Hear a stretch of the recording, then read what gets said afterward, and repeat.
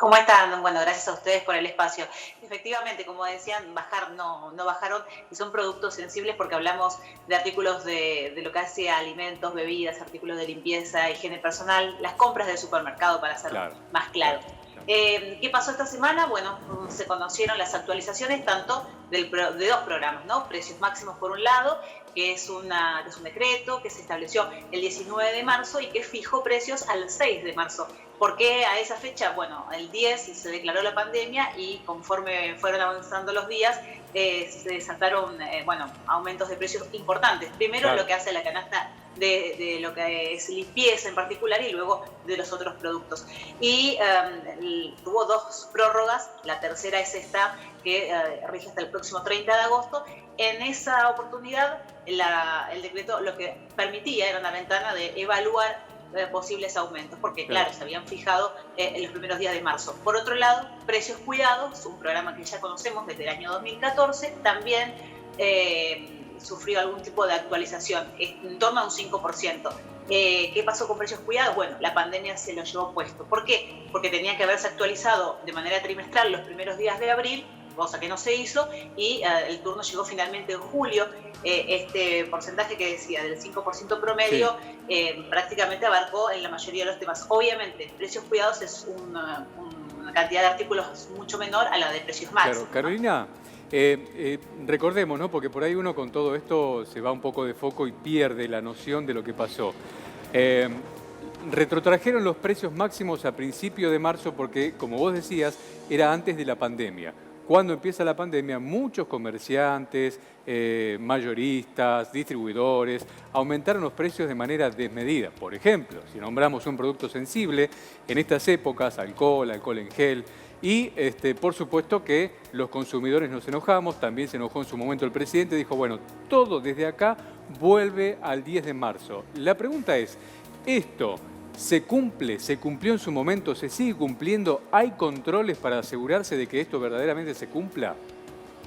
Bueno, los precios máximos, como bien decías, tuvieron, si se quiere, una alerta cuando los productos puntualmente que tenían mayor demanda, alcohol etílico, alcohol en gel, cualquiera de sus variantes, bueno, no tenía un precio de referencia en principio y luego se desató una suba Sí. increíble. Lo que sucedió fue un primer decreto y retrotrajo en ese momento los productos al 15 de febrero. Lo que se vio después es que obviamente la gente se estoqueaba en el supermercado, además de lavandina y de otros productos, cuando se venía en ese momento la posibilidad de un aislamiento y se desbocaron los precios en general de alimentos. Entonces se tomó esa misma decisión con el alcohol en gel, pero ahora se ampliaba a más de 2.000 productos. Comenzó a regir a partir del 20 de marzo y a partir de esa fecha, bueno, comenzaron algunas inspecciones que se fueron corrigiendo. Fue a partir de abril que los municipios empezaron a interactuar de manera más participativa. De hecho, en la provincia de Buenos Aires salieron inspecciones. Obviamente que no hay recurso humano, no hay tanta cantidad de inspectores para que puedan chequear efectivamente si se cumplen o no se cumplen. Algunos convenios sí se hicieron de manera local. Pero a diferencia de otros programas, como por ejemplo Precios Cuidados, los precios máximos abarcaban, además de las grandes superficies o de los supermercados, sin importar la superficie, ahora sí los autoservicios, los almacenes de barrio, y ahí es donde se dio la cuestión de fondo. Es Claro. decir, Carolina, el almacén, sí. no, te quería preguntar, para quienes están mirando en este momento, ¿qué categorías de productos recibieron el mayor aumento? Bueno, entre un 2,5 y 4,5%, las de mayor aumento fueron las infusiones. Las infusiones estamos hablando principalmente de la yerba.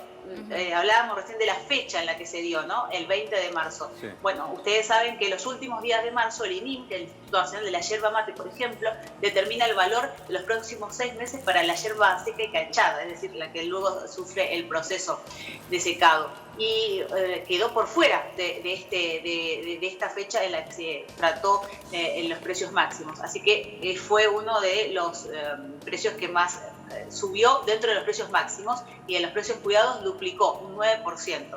Claro. Esto responde a esta cuestión. Hubo negociaciones que incluso desde el sector decían, bueno, estamos retrasados alrededor de un 20-25%. Así que fíjense que por eso fue que también se demoró. Pero no fue lo único.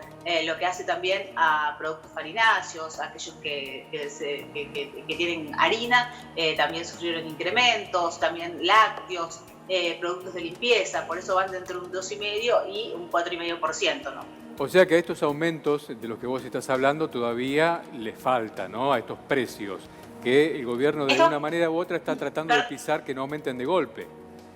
No, estos precios ya están, bueno. ya fueron autorizados por la Secretaría de Comercio, porque las empresas tuvieron que presentar estructura de costos para efectivamente demostrar que se debería dar un aumento, y así se hizo. Por eso hay que recordar que en lo que es precios máximos ya se autorizaron. Lo mismo para los precios cuidados, que estaban en un 5% promedio, 4% para una serie de rubros, 6% para otros, pero ya están efectivos y ya fueron autorizados. La diferencia en el caso de precios cuidados es que no sufre incremento a lo largo de su actualización. Como son trimestrales, claro, permanecen. Ahora tenemos 541 porque ingresaron 44 artículos nuevos. Algunos se dieron de baja porque teníamos 311 perdón, 351 son los actuales, ¿no? Y 311 lo que teníamos anteriormente. Entonces, pues sucede esto de que se pueden sumar algunas empresas, principalmente las que se sumaron fueron pymes y algunos artículos más sensibles, como por ejemplo, lo mencionabas recién, el alcohol en gel, que siguen siendo de mayor demanda, pero también productos lácteos, ¿no? Claro, en cuanto al tema de precios de alcohol, uno va, por ejemplo, a una farmacia, se encuentra con un precio, va a un supermercado, se encuentra con otro precio. Uno al final no termina por saber cuánto cuesta, por ejemplo, 500 centímetros cúbicos de alcohol normal, no en gel. ¿Cuánto es más o menos lo que se debe pagar? El otro día me cobraron 160 pesos. ¿Está bien eso o me parece que me mataron? No, es correcto. Bueno. Se ha fijado el precio, y para que la gente no se confunda o no haya errores de interpretación, o lo que es peor, no se conozca el precio de referencia, tienen obligación de informar. En todos estos casos, cuando hablamos de programas establecidos por el gobierno, los comercios, farmacias o supermercados tienen la obligación de informar en el ingreso o también dentro del local comercial, porque es parte del derecho del consumidor, ¿no? El artículo 4 del derecho de la información. ¿Y qué hago si no se respetan los precios máximos? Supongamos que voy a la góndola del súper y me encuentro con que la yerba está más cara de lo que debería estar. ¿Qué hago? ¿Cuál es la forma para denunciar esto?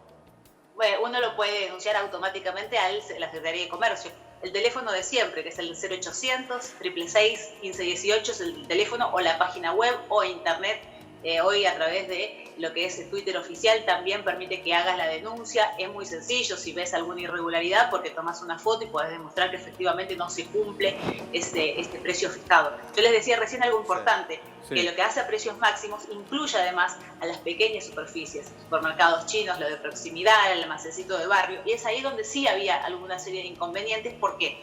Porque justamente lo que se hacía complejo para el pequeño comercio de barrio, principalmente que están en conurbano, pero también en otras partes del país, era que como tienen una instancia más de comercialización, ellos le compran a los mayoristas, tenían poco margen de ganancia. Entonces, lo que se veía como alternativa era que no tengan estos precios que forman parte de los denominados precios máximos, sino que buscaban alternativas más económicas para tener así la posibilidad de vender un producto y a su vez no ser sancionados, ¿no?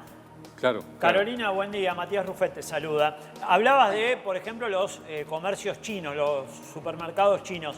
En general no se cumplen estas cuestiones de los precios. Por ejemplo, un caso, la leche que en general sale, no sé, entre 40 y 45 pesos, en el chino sale tal vez 60, por poner uno de los tantos casos.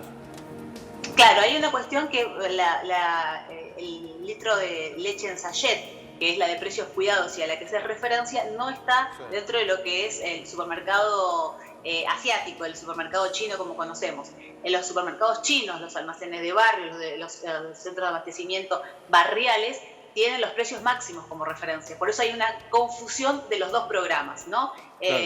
Claro. Tal vez el tema es la señalética y aclarar quienes están dentro del marco de los precios máximos, que son más amplios, estamos hablando de hasta 2.300 productos, y digo hasta 2.300 porque eso varía, no hay la misma cantidad de productos en Ciudad de Buenos Aires que, por ejemplo, en provincia y en otras provincias de la Argentina. Es que es más, Pero, Carolina, hay muchísimos comercios, por ejemplo, de barrio, supermercados chinos que cerraron, ni bien empezó la pandemia, justamente porque no podían estar a la altura de los precios que debían tener. Entonces, para evitar clausura, directamente bajaron la persiana.